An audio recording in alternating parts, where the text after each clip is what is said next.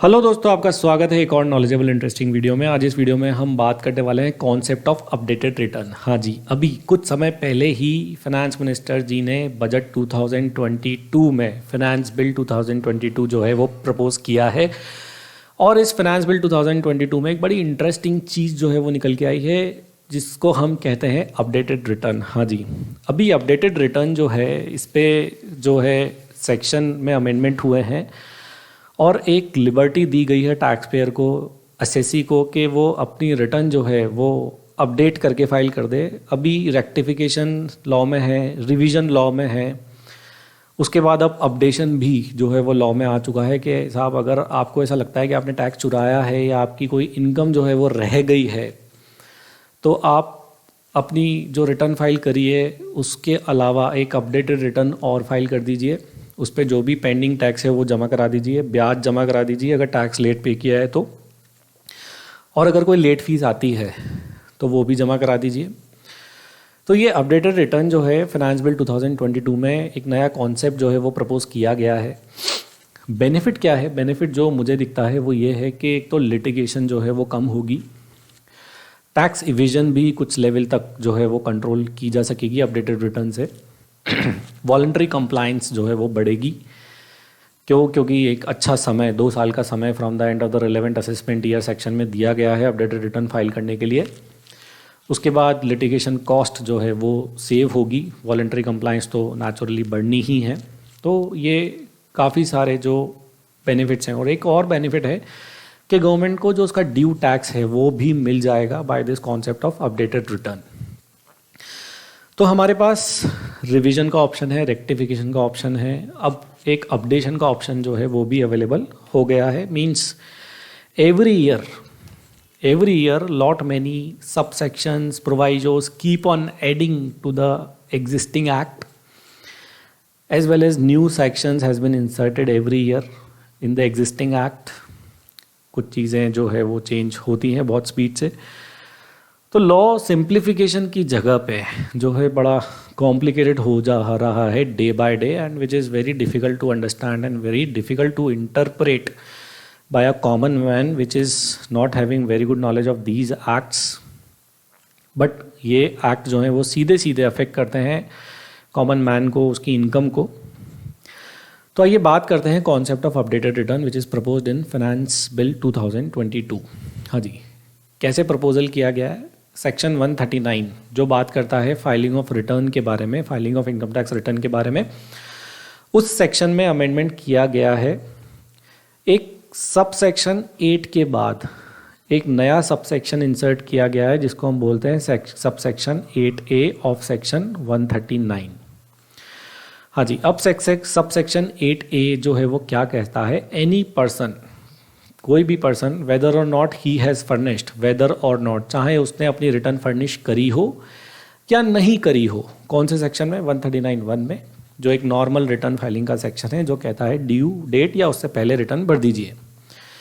Sub section 4 में जो कहता है बिलेटेड रिटर्न के बारे में। सब सेक्शन 5 कहता है रिवीजन के बारे में।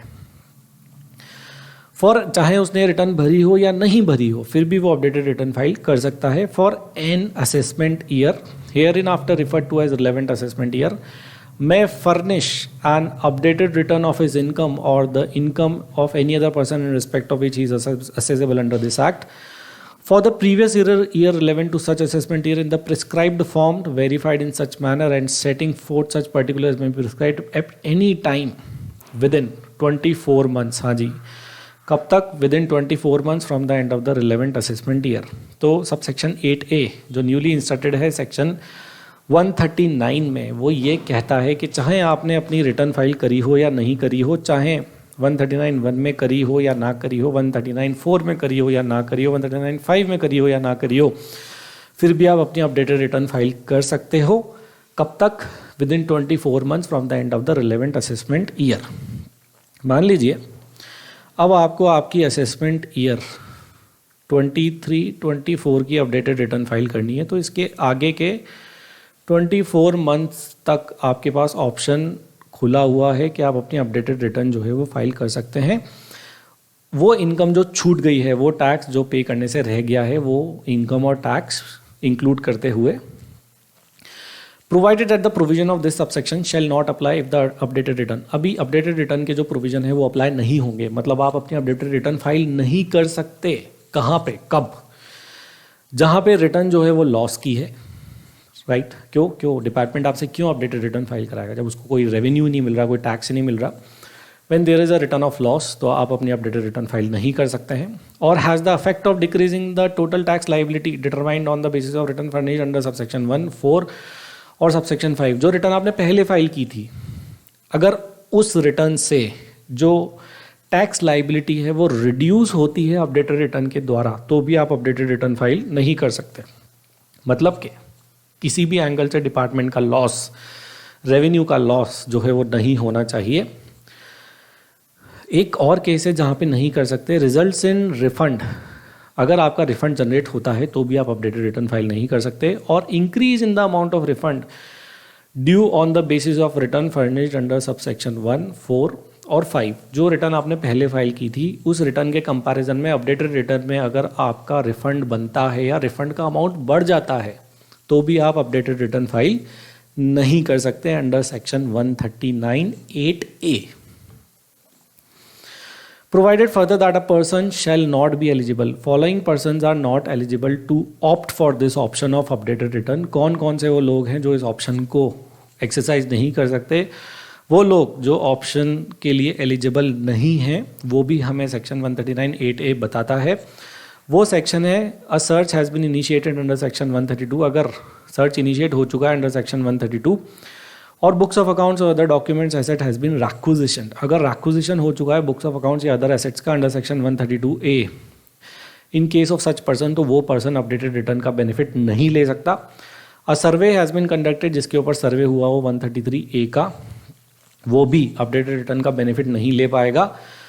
A notice has been issued to the effect that any money, bullion, jewelry or valuable article or other thing seized or acquisition under section 132 or 132(a in the case of any other person belong to such person। हाँ जी, अगर किसी और person के ऊपर जो है वो notice issue हो चुका है in respect of scissor of valuable assets, और वो एसेट बिलोंग करती हैं उस पर्सन को, तो जो दूसरा पर्सन है वो भी जिसको एसेट बिलोंग करती है वो अपडेटेड रिटर्न का ऑप्शन जो है वो नहीं ले सकता है।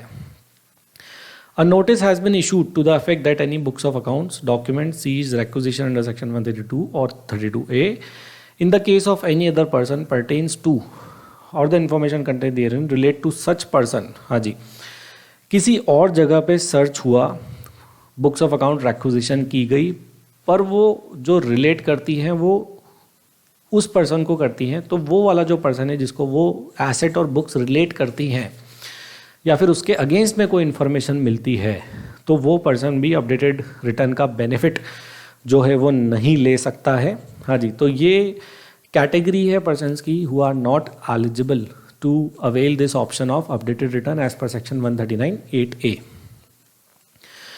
Provided also that no updated return shall be furnished by any person for the relevant assessment year, where कहाँ पे अपडेटेड रिटर्न और फाइल नहीं हो सकती? जहाँ पे आप ऑलरेडी एक अपडेटेड रिटर्न फाइल कर चुके हो, मतलब ये आपके लिए एक पर्टिकुलर असेसमेंट ईयर का वन टाइम ऑप्शन अवेलेबल है। पर्टिकुलर असेसमेंट ईयर का वन टाइम ऑप्शन, अगर आपने उस रिलेवेंट असेसमेंट ईयर की अपडेटेड रिटर्न फाइल कर दी है तो आप दोबारा से अपडेटेड रिटर्न फाइल नहीं कर सकते। जैसा कि हमारे पास रिवीजन में ऑप्शन अवेलेबल होता है, you can revise your return multiple times if the time limit is available. तो अपडेटेड रिटर्न में ऐसा नहीं है, एक बार ही आप अपडेटेड रिटर्न एक पर्टिकुलर असेसमेंट ईयर की फाइल कर सकते हो। वो फाइल कर दी है तो उस पर्टिकुलर रिलेवेंट असेसमेंट ईयर की अपडेटेड रिटर्न दोबारा से आप फाइल नहीं कर सकते। पॉइंट नंबर बी क्या कहता है? Any proceeding for assessment or reassessment or recomputation or revision of income under this act is pending or has been completed for the assessment year in his case. अगर कोई revision, reassessment, रिकम्पिटेशन की कोई भी proceeding pending है तो भी आप अपनी अपडेटेड रिटर्न जो है वो फाइल नहीं कर सकते हैं। हाँ जी, अब सवाल यहाँ पे ये आता है कि सर ये बताइए कि अगर अपील प्रोसीडिंग्स पेंडिंग है तो अपील प्रोसीडिंग्स भी तब इनिशिएट होंगी जब रीअसेसमेंट या असेसमेंट प्रोसीडिंग्स या रिवीजन प्रोसीडिंग्स जो है वो इनिशिएट ऑलरेडी हो चुकी होंगी। तो अगर अपील का केस है तो भी आप अपडेटेड रिटर्न फाइल नहीं कर सकते हैं। पॉइंट नंबर सी क्या कहता है? The assessing officer has information in relation The assessing officer has information in relation of such person for the relevant assessment year in his position under the Smugglers and Foreign Exchange Manipulators Act. अगर assessing officer के पास आपके लिए information है smugglers और foreign exchange manipulators act में, तो भी आप इसको यूज़ नहीं कर सकते हैं, इस ऑप्शन को, अपडेटेड रिटर्न के ऑप्शन को।